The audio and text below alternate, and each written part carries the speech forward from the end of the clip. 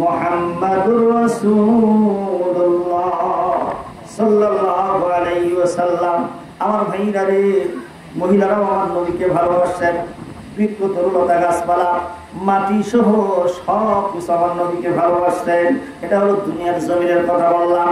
আসমানি তারকারাজি চন্দ্র সহ সূর্য সহ আমার নবীকে ভালোবাসতে কি বাসে নাই? আল্লাহ নবী সাল্লাল্লাহু আলাইহি ওয়াসাল্লামের শাহাদাত আঙ্গুলের ইশারায় কি দুই খণ্ড হয়েছে ভাই? চন্দ্র হয় নাই ভাই? হয়েছে, মানতে হবে। কিন্তু এর পরেও চন্দ্র দুই খণ্ড হওয়ার পরেও এই লড়তেছে, কাঁপতেছে।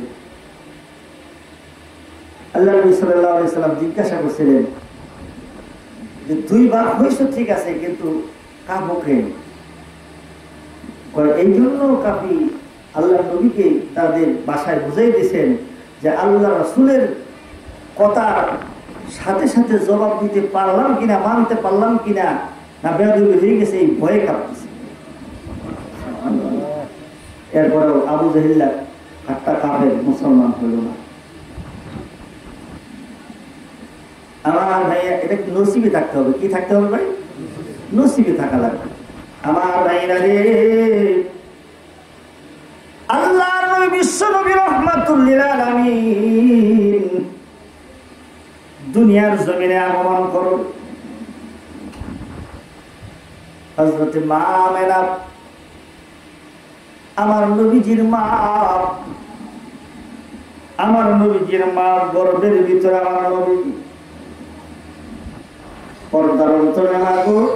একটু ভালো করে শুনে নেন, কোন নবীর কথা না, সেই নবীর আদর্শ ভালো লাগে না, তার নীতি রীতি আমাদের ভালো লাগে না, তার হাদিস আমাদের অনেকেরই ভালো লাগে না।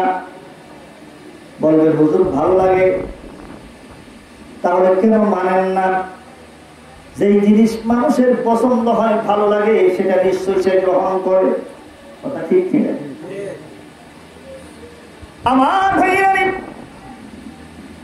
আমার নবী বিশ্ব নবী রাহমাতুল লিল আলামিন মা আমেনার গর্ভে, আমেনা ডেকে ডেকে বলতেছে, পৃথিবীর মেয়েরা শুনে আনাও, তোমাদের গর্ভের ভিতরে সন্তান যদি থাকে, 1 মাস 2 মাস 3 মাস 4 মাস 5 মাস যখন হয়ে যায়, আস্তে আস্তে পেটটা উঁচা হইতে লাগে, বড় হতে লাগে।